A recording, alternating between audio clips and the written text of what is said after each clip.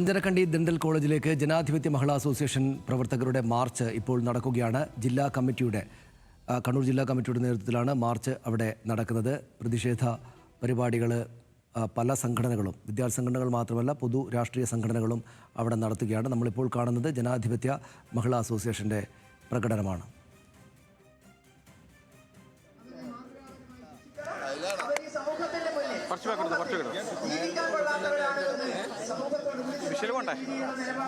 നിഖിൽ അവിടെ നിന്ന് ചേരുകയാണ്. നിഖില്, നേരത്തെ KSU പ്രവർത്തകർ അവിടെ പ്രതിഷേധ സമരം നടത്തിയിരുന്നു. ഇപ്പോൾ ജനാധിപത്യ മഹിളാ അസോസിയേഷൻ്റെ ആളുകൾ അങ്ങോട്ട് വന്നുകൊണ്ടിരിക്കുകയാണ്.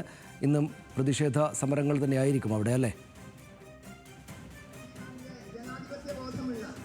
തീർച്ചയായും സനീഷ്, അക്കാര്യത്തിൽ യാതൊരു തർക്കവുമില്ല. വലിയ പ്രതിഷേധം അഞ്ചരക്കണ്ടി ഡെന്റൽ കോളേജിന് മുന്നിൽ നടത്താൻ തന്നെയാണ് വിവിധ സംഘടനകളുടെ തീരുമാനം. അതിൽ വിദ്യാർത്ഥി സംഘടനകളുണ്ട്, യുവജന സംഘടനകളുണ്ട്, മഹിളാ സംഘടനകളുണ്ട്. അവരെല്ലാം തന്നെ ഈ വിഷയത്തിൽ വലിയ പ്രതിഷേധം സംഘടിപ്പിക്കാൻ തന്നെയാണ് തീരുമാനിച്ചിരിക്കുന്നത്.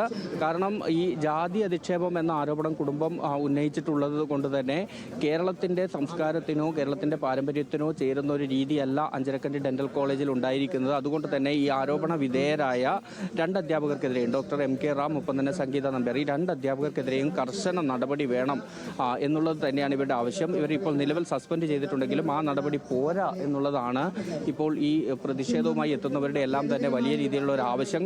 KSU വലിയ രീതിയിലുള്ള പ്രതിഷേധമാണ് ഇന്ന് അതിരാവിലെ തന്നെ ഇവിടെ നടത്തിയത്. ആ പ്രതിഷേധവുമായി എത്തുന്നു. അതിന് പിന്നാലെ വലിയ രീതിയിലുള്ള അത് സംഘർഷത്തിലേക്ക് പോകുന്നതാണ് നമ്മൾ കണ്ടത്.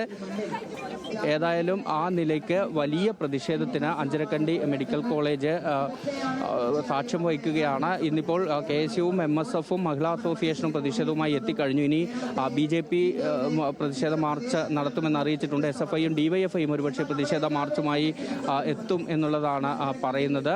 ഏതായാലും വലിയ രീതിയിലുള്ള പ്രതിഷേധത്തിലേക്ക് ഇവിടെ കടക്കുന്നു എന്നുള്ളത് തന്നെയാണ്.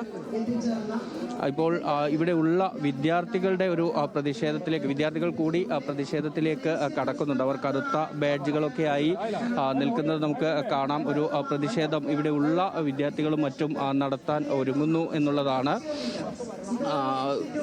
ഇതുവരെയും ഇവിടുത്തെ വിദ്യാർത്ഥികളുടെ ഒരു പ്രതികരണത്തിലേക്ക് ഒന്നും തന്നെ പോയിട്ടുണ്ടായിരുന്നില്ല. നമുക്ക് ഇവിടുത്തെ വിദ്യാർത്ഥികളോട് ചോദിക്കാം. ഇവിടെ ഏത് കോഴ്സിനാണ് പഠിക്കുന്നത്? BDS തന്നെയാണോ? ഞാനൊരു ഹൗസ് സർജനാണ്. ഈ ഇപ്പോൾ വലിയ പ്രതിഷേധമാണല്ലോ ഇവിടെ നടക്കുന്നത്. എന്താണ് സംഭവിച്ചതെന്ന് കുറിച്ച് നിങ്ങൾക്ക് എന്താണ്, നിങ്ങളുടെ അറിവ് എന്താണ്? ജസ്റ്റിസ് കിട്ടുന്നവരെ ഞങ്ങൾ എല്ലാ ഡ്യൂട്ടിയും ബോയ്ക്കോട്ട് ചെയ്തിരിക്കുകയാണ് ഇപ്പം. ഈ അധ്യാപകർക്കെതിരെ നിങ്ങൾക്ക് ഇങ്ങനെ ഒരു പരാതി ഉണ്ടോ? ഈ ഡോക്ടർ റാം ഉൾപ്പെടെയുള്ള ആളുകൾക്കെതിരെ ഇവിടെ ഇങ്ങനെ പല സംഭവങ്ങളും ഉണ്ടായിട്ടുണ്ട്. പലരും പരാതി പറഞ്ഞിട്ടുണ്ട്. അങ്ങനെ എടുത്തു പറയാൻ പറ്റുന്ന ഏതെങ്കിലും പദ്ധതികൾ, കാര്യങ്ങൾ അറിയാമോ നിങ്ങൾക്ക്? പറയാനല്ല, കുറേ വർഷമായിട്ട് ഇങ്ങനെ നമ്മൾ പലരും കംപ്ലൈൻറ്റ് ചെയ്യാണ്ട് പോകുന്നുണ്ട്, ചിലർ കംപ്ലൈൻറ്റ് ചെയ്ത് പോകുന്നുണ്ട്. അങ്ങനെയാണ് പോയിക്കൊണ്ടിരിക്കുന്നത്. ഇപ്പം അത് വേറെ ഒരു ഇൻസിഡൻറ്റിലേക്ക് അത് നയിച്ചു എന്നാണ് ഇപ്പം പുറത്ത് വന്നിരിക്കുന്നത്. അപ്പം it's A very sad thing. ഈ ഡോക്ടർ റാമിനെ കുറിച്ച് നിങ്ങൾക്ക് അറിയുന്ന കാര്യങ്ങൾ എന്തൊക്കെയാണ്? നിങ്ങൾ കേട്ടിട്ടുള്ളത് എന്താ?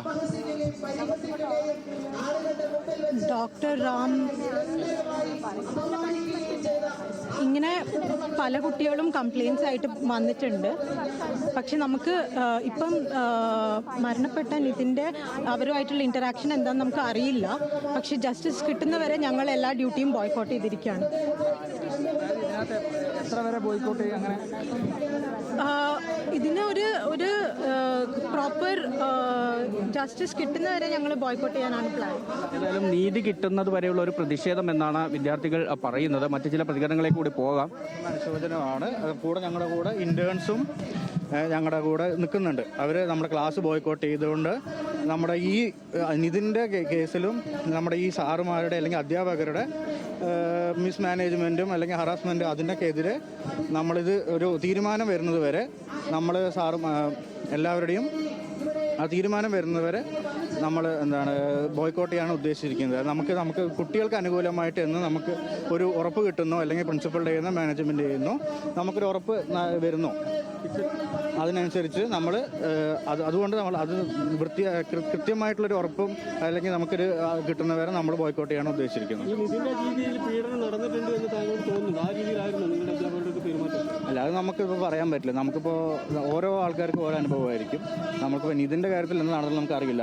നമ്മളെ സംബന്ധിച്ചോളം നിതിൻ ഒരു ഫസ്റ്റ് ഇയർ സ്റ്റുഡൻ്റാണ്. നമ്മൾ അങ്ങനെ അറിയില്ല. അപ്പോൾ നിതിൻ്റെ ഇപ്പോൾ കേസ് നടന്നുകൊണ്ടിരിക്കുന്നത് കൊണ്ടും അതിൻ്റെ ഇൻവെസ്റ്റിഗേഷൻ ഓൺഗോയിങ് ആയതുകൊണ്ടും നമുക്കിതിനെപ്പറ്റി വേറൊരു അഭിപ്രായം പറയാനോ അല്ലെങ്കിൽ അങ്ങനെ അറിയില്ല.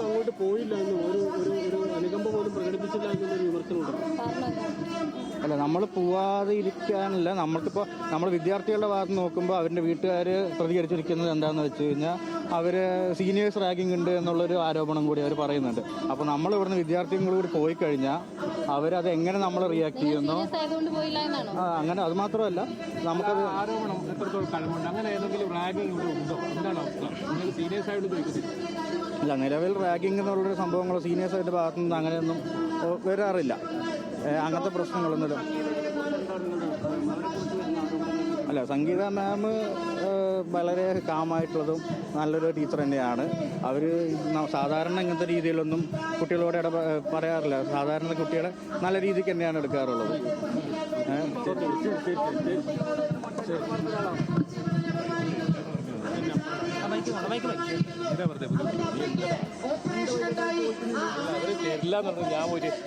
സനീഷ്, ഏതായാലും അത്തരത്തിൽ വിദ്യാർത്ഥികളുടെ പ്രതികരണമാണ് നമ്മൾ കേട്ടത്. അവരുടെ അഭിപ്രായമാണ്. ഏതായാലും അവർ ഒരു പ്രതിഷേധത്തിലേക്ക് വിദ്യാർത്ഥികൾ കടക്കുകയാണ്. അവർക്ക് ഇതുമായി ബന്ധപ്പെട്ട് ഈ കൃത്യമായ നീതി കിട്ടുന്നത് വരെ ഈ ഇത്തരത്തിൽ ബോയ്ക്കോട്ട് എന്നൊരു തീരുമാനത്തിലേക്കാണ് അവർ പോകുന്നത്. ആ നിലയ്ക്കുള്ള പ്രതികരണമാണ് അവർ നടത്തുകയും ചെയ്യുന്നത്. അവരിപ്പോൾ ഈ അധ്യാപകരെ കുറിച്ചുള്ള അഭിപ്രായം ചോദിച്ചപ്പോൾ ഓരോ ആളുടെ കേസിലും പല തരത്തിലായിരിക്കുമല്ലോ എന്നുള്ളതാണ് അവർ പറയുന്നത്. ഏതായാലും നമുക്ക്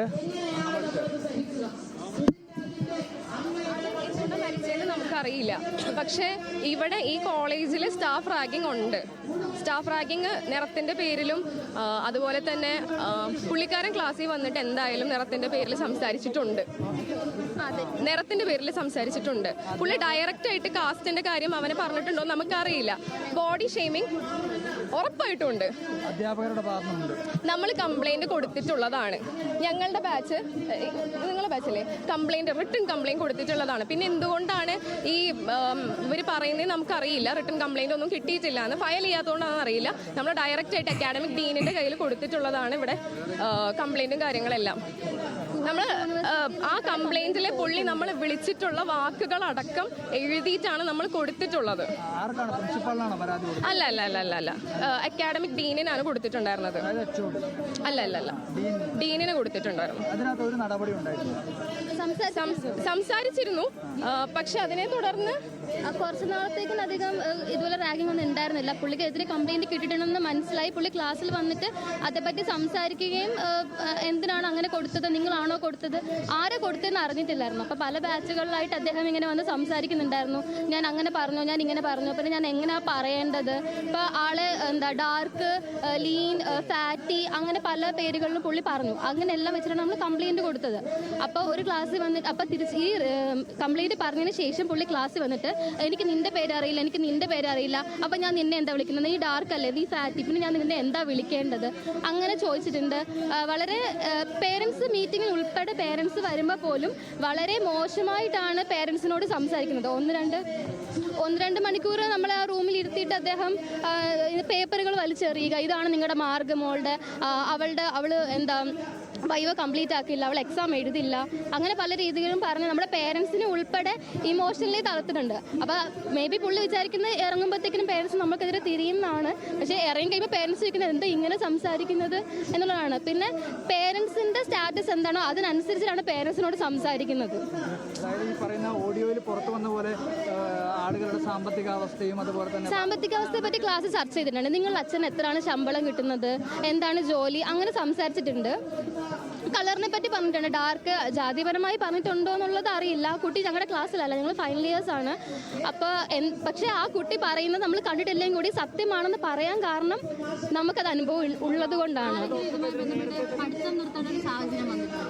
കുറേ കുട്ടികൾക്ക് ട്രോമാസ് ഉണ്ട്, മെഡിസിൻസ് എടുക്കുന്നുണ്ട്, എക്സാം എഴുതിപ്പിക്കാത്തൊരു സാഹചര്യമുണ്ട്. ഇപ്പോൾ മേ ബി അവർ ക്ലാസ്സിൽ വന്ന് പറയുന്നത് നിങ്ങൾ അങ്ങനെ ചെയ്താൽ നിന്നെ എക്സാം എഴുതിപ്പിക്കില്ല, ഇനിയിപ്പോൾ എക്സാമിന് വരുന്നത് എൻ്റെ ഫ്രണ്ടാണ് അല്ലെങ്കിൽ എൻ്റെ ജൂനിയറാണ്, അപ്പം നിന്നെയൊക്കെ ഞാൻ പ്രാക്ടിക്കലി തോൽപ്പിക്കും, അങ്ങനെയാണ് പറയുന്നത്. ഇപ്പോൾ മോസ്റ്റ്ലി ഇപ്പോൾ കമൻറ്റ് ബോക്സ് തന്നെ നോക്കിയാൽ കാണാം, ഓരോ പേഴ്സണലി ഓരോ കാര്യങ്ങൾ വന്ന് പറയുന്നുണ്ട്, ഓരോ കുട്ടികൾ അവരവരുടെ അനുഭവം പറയുന്നുണ്ട്.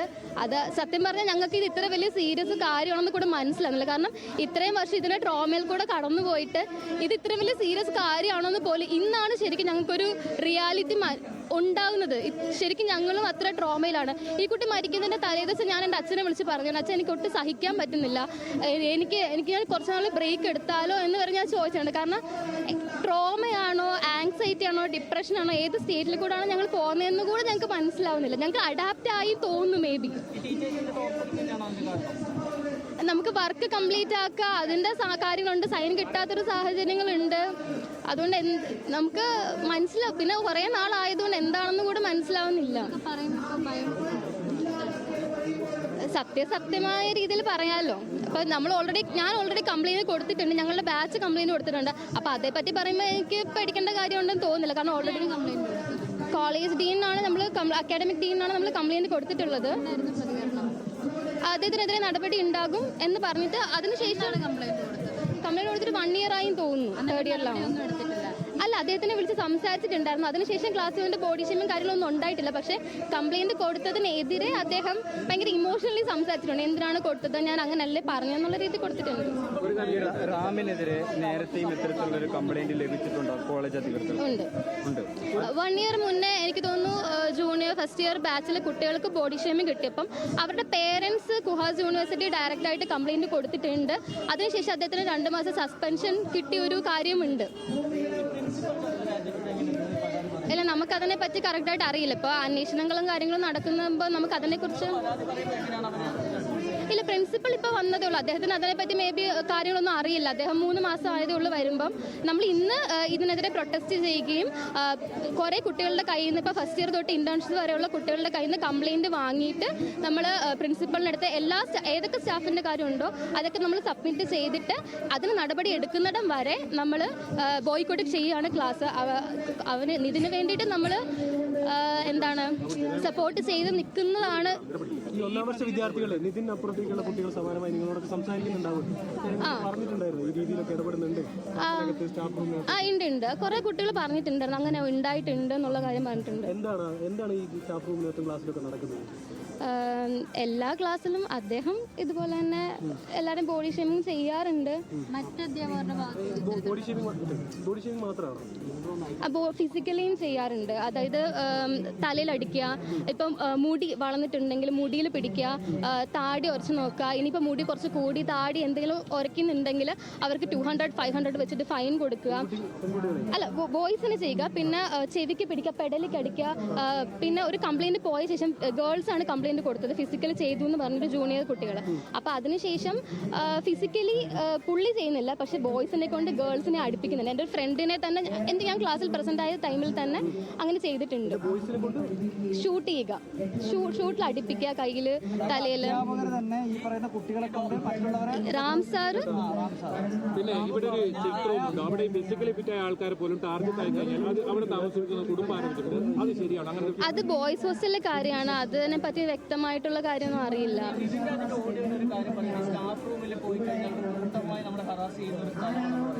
അതിപ്പോൾ റാം സാറിനെ പറ്റിയിട്ടാണ് കംപ്ലയിൻറ്റ് ചെയ്തിട്ടുള്ളത്. അപ്പോൾ പുള്ളി സംസാരിക്കുമ്പോൾ ബാക്കിയുള്ള സ്റ്റാഫ്സിനൊന്നും, പുള്ളി സീനിയർ സ്റ്റാഫാണ്, HOD ആണ്. അപ്പോൾ ഏത് ഡിപ്പാർട്ട്മെൻറ്റ് ആയിക്കോട്ടെ ജൂനിയർ സ്റ്റാഫിനൊന്നും സംസാരിക്കാനുള്ള പെർമിഷൻ ഇല്ല, അവർ സംസാരിക്കില്ല. അപ്പോൾ സാർ സംസാരിക്കുമ്പോൾ നമ്മൾ എന്ത് എതിർത്ത് പറയും? മാമിനെ പറ്റിയിട്ട് അങ്ങനെ ഇതുവരെ ഒരു കുട്ടികളും കംപ്ലയിൻറ്റ് കൊടുത്തിട്ടില്ല. കഴിഞ്ഞ ഗ്രാജുവേഷൻ ഡേക്ക് പോലും എല്ലാ കുട്ടികളും സംഗീത മാമിനെ പറ്റിയിട്ടാണ് സംസാരിച്ചിട്ടുള്ളത്. മേ ബി മാം ഒന്നും പ്രതികരിച്ചിട്ടില്ല. ഇപ്പോൾ യൂഷ്വലി അത് ഉള്ളതാണ്. ഇപ്പോൾ നമുക്കിപ്പോൾ ഇത്ര ഒരു സാറ് സംസാരിക്കുമ്പോൾ എങ്ങനെ തിരിച്ച് പറയാൻ പറ്റും? അപ്പോൾ മാം സൈലൻ്റായിട്ട് ഇരുന്നിട്ടുണ്ടാകാം. മാമിനെ പറ്റി അധികം കംപ്ലൈൻറ്റും കാര്യങ്ങളൊന്നും ഉണ്ടാവില്ല. ഇതിന് നമുക്കൊരു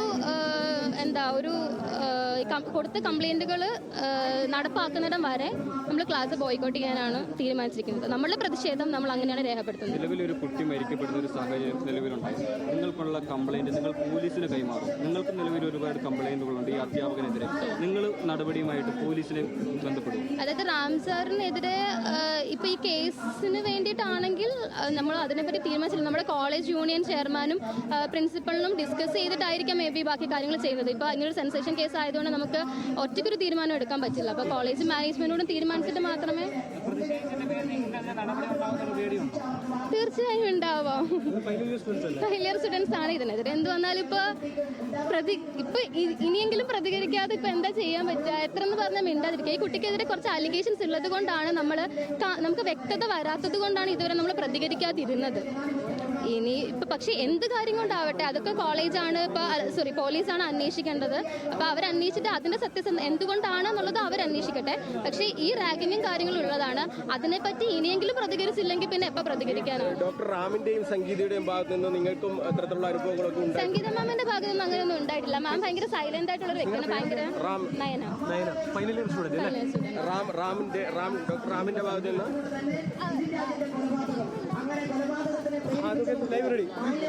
നിഖിലാണ് അവിടെ നിന്ന് വിവരങ്ങൾ നൽകിയത്. അവിടെ നമുക്ക് കാണാം ഈ ദന്തൽ കോളേജിലെ കുട്ടിയാണ് നയന എന്നൊരു വിദ്യാർത്ഥിനിയാണ് ഇപ്പോൾ നമ്മളോട് മാധ്യമങ്ങളോട് സംസാരിച്ചത്. അവിടെ വിശദമായി തന്നെയും ഈ ഡോക്ടർ റാം നേരത്തെയും വലിയ കുഴപ്പങ്ങൾ ഉണ്ടാക്കിയിട്ടുണ്ട്. അയാൾക്കെതിരെ കുട്ടികൾക്ക് പരാതി കൊടുക്കേണ്ടുന്ന സാഹചര്യം ഉണ്ടായിരുന്നു. ഈ സംസാരിച്ച കുട്ടി തന്നെയും പരാതി കൊടുത്തിരുന്നു.